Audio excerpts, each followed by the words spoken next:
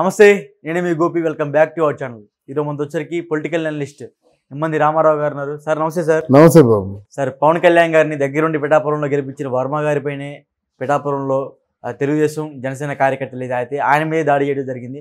So ఎందుకంటే ఆ దాడి ఒక చిన్న ఏదో దేవాలయం దగ్గర బాధ్యతలు చేపట్టాలని జనసేన వాళ్ళకి అది రావాలని ఒక వర్గపూరిత నడుస్తుంది. సో అంత దూరం వెళ్ళిపోయిందంటే ఇంకా పవన్ కళ్యాణ్ గారు ఎందుకు స్పందించలేదు అంటారు?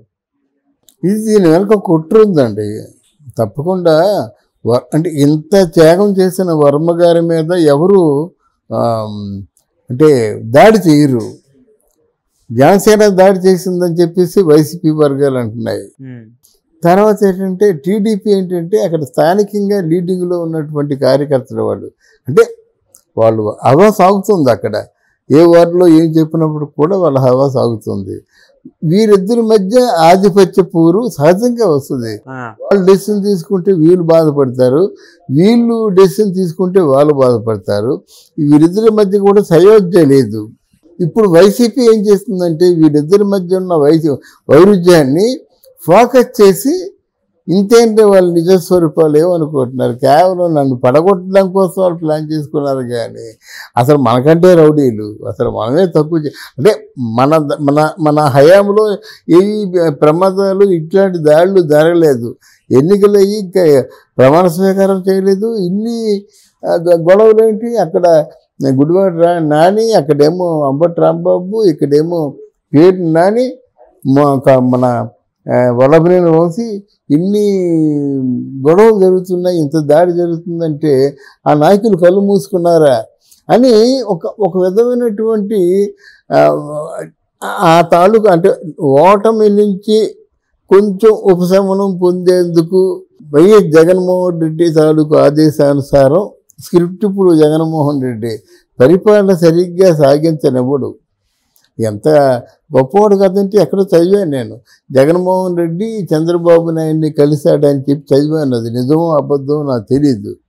ఒకవేళ జగన్మోహన్ రెడ్డి చంద్రబాబు నాయుడిని కలిసింది నిజమే అయితే అంతకంటే పెద్ద రాజకీయ నాయకుడు లేడు.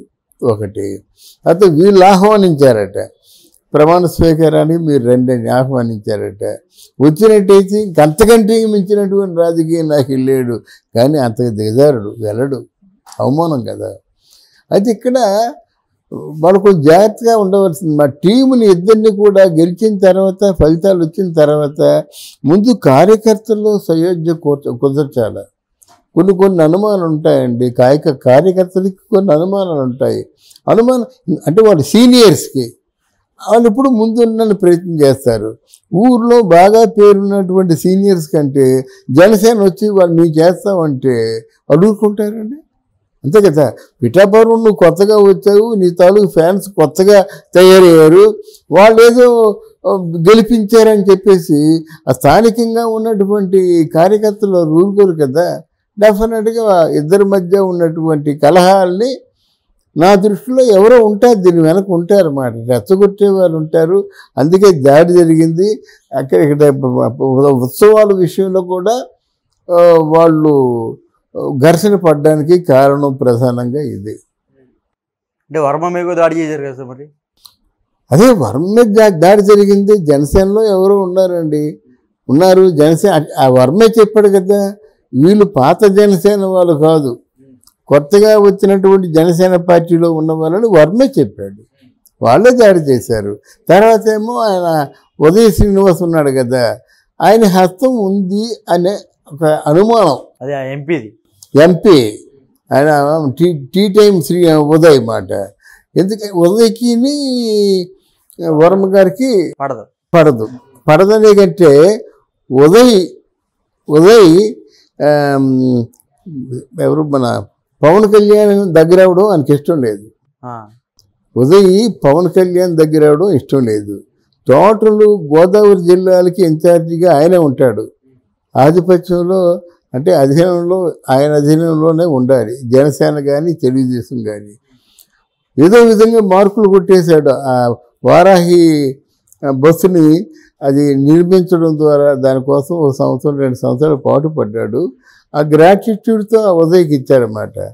ఉదయ్ బిగినింగ్ నుంచి కూడా కొంత ఆయన దగ్గర అవ్వాలని చూడడం ఒకటి, లోకల్గా పాలిటిక్స్ నడిపించడం ఒకటి. దానికి ఉదాహరణ ఏంటంటే మొన్న పవన్ కళ్యాణ్ ఉదయ్తో సరదాగా అనమాట, ఏ ఉదయ్ జంప్ చేద్దాం అనుకున్నావా, ప్రాణం తీస్తా అన్నాడు నవ్వుతూను. అంటే ఇవన్నీ ఊరికే అనరు, అట్లాంటిది ఏదైనా కానీ సెండ్ చేస్తే కానీ ఆ మాట అనరు కదా. ఏం జంప్ చేద్దాం అనుకున్నావా, ప్రాణం తీస్తా అన్నమాట. అందువల్ల కొంచెం ఎంత ఆ ఉదయాన్ని కొంచెం వెనక్కి పెట్టడానికి చేసే ప్రయత్నం అని నేను అనుకుంటున్నాను. అంటే ఇంకా పవన్ కళ్యాణ్ గారికి ఉదయ్ శ్రీనివాస్కి మధ్య ఏదో గొడవ జరుగుతున్నట్టుగా, అంటే దూరం పెడదంటే ఇంకా అదే. అలా కాదు, ఉదయ్ మీరు అనుకున్నంత మంచోడు కాదండి, మీరు నమ్మదగిన వ్యక్తి కాదని చెప్పగానే చెప్పడం. అక్కడ ఇద్దరు ఉన్నారండి, ఉదయ్ అని మన వర్మ గారు ఉన్నప్పుడు, మీరు ఆయన జనసేనలో ఉన్నప్పుడు కూడా ఏదో మీరు అనుకుంటున్నారు కానీ అవన్నీ అవాస్తవాలు. ఆయన నమ్మకండి, ఆయన ముంచేస్తాడని ఏదో ఇలాగ ఆయన చెప్పకుండా, ఆయన నోటితో చెప్పకుండా అర్థమయ్యేలా చేస్తాడు వర్మ. అనుభవం ఉంది కదా, రాజకీయ అనుభవం ఉంది కదా. తర్వాత వరంకి తప్పకుండా ఎమ్మెల్సీతో పాటు మంత్రి పదవి వస్తుంది, సమస్య లేదు. అంటే సింపతి గెయిన్ అవుద్ది కదా. ఈమె కార్బెట్ దాడి హత్యా ప్రయత్నం చేస్తే దాన్ని ఎంతైనా ఫోకస్ చేసుకోవచ్చు. కానీ ఆయన ఏమీ లేకుండా, అంటే పార్టీ కోసం స్టిల్ ఇంకా ఈ రోజుకి నేను త్యాగం చేస్తున్నాను.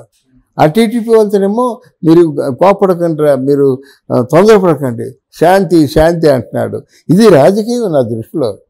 కారు మీద దాడి చేసిన, హత్యా ప్రయత్నం చేసిన తన తాలూకు బలగాన్ని అంతటిని కూడా తొందరపడద్దు, శాంతి, పవన్ కళ్యాణ్ గారు వస్తారు, అందరికీ న్యాయం చేస్తారు అని చెప్తున్నాడు అనమాట. రాజకీయం అంటే అదే. అంటే పవన్ కళ్యాణ్ గారికి మరి ఉప ముఖ్యమంత్రి రావచ్చా, హోమ్ మినిస్టర్ రావచ్చా, ఎట్లా ఉంటుంది? ఉప ముఖ్యమంత్రి వేస్ట్ అండి.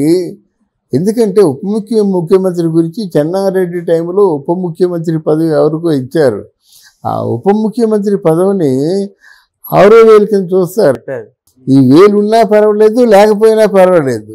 అదే ఉప ముఖ్యమంత్రి పదవికి కొంచెం ముందు ఈ తెలంగాణ ఉప ముఖ్యమంత్రి ఎవరు, భట్టి విక్రమార్క, ఆయన కొంచెం అన్నింటిలో కూడా మన రాహుల్ గాంధీ దగ్గరికి రేవంత్ వెళ్తే ఆయన వెళ్తాడు, సోనియా గాంధీ వెళ్తే ఆయన వెళ్తాడు, ఆయన దండం పెడితే ఈయన దండం పెడతాడు, ఆయన ఫ్లవర్ బొకే ఇస్తే ఈయన ఇస్తారన్నమాట, ఆయన కూర్చుంటే ఆయన పక్కన కూర్చుంటాడు.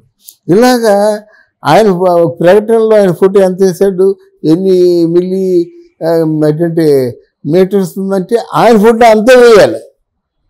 అర్థమైందా? ఇంకెక్కడ ఆయన ఎక్కడ కూడా తగ్గడానికి వీలు లేదంతే. అవసరమైతే ఆయన తొక్కేసి ఈయన ముఖ్యమంత్రి అయిపోవాలన్నమాట. అట్లాంటి పనులు పవన్ కళ్యాణ్ చేయడు, నమ్మితే విడిచిపెడతాడు. అంటే ఆయన హోమ్ ఇస్తారని నేను అనుకుంటున్నాను, నా ఊహాగానం. ఎందుకంటే రాష్ట్రం బాగుపడాలంటే లా అండ్ ఆర్డర్స్ బాగుండాలి. జగన్మోహన్ రెడ్డి హయాంలో చేసినటువంటి పెద్ద పొరపాటు అదే. లా అండ్ ఆర్డర్స్ బాగాలేవు. అసలు జగన్మోహన్ రెడ్డి హయాంలో పోలీసులు పోలీస్ స్టేషన్లో లేరు, జగన్ చాకరీ చేస్తూ గడిపేశారు అన్నమాట. జగన్ చెప్పిన పని చేస్తూ గడిపేశారు. పోలీస్ స్టేషన్కి వెళ్ళి ఎవరైనా బాధితుడు ఒక కంప్లైంట్ ఇస్తే తీసుకుని, అసలు ఎఫ్ఐఆర్లే లేవు, అసలు రికార్డులే లేవు. నువ్వు ఇచ్చినప్పుడు కూడా తీసుకోరంతే. ఏమైందని నా కంప్లైంట్ అంటే, ఉండవయ్యా బిజీగా ఉన్నామని చెప్తారన్నమాట. Thank you sir. Thank you అమ్మా, థ్యాంక్ యూ వెరీ మచ్.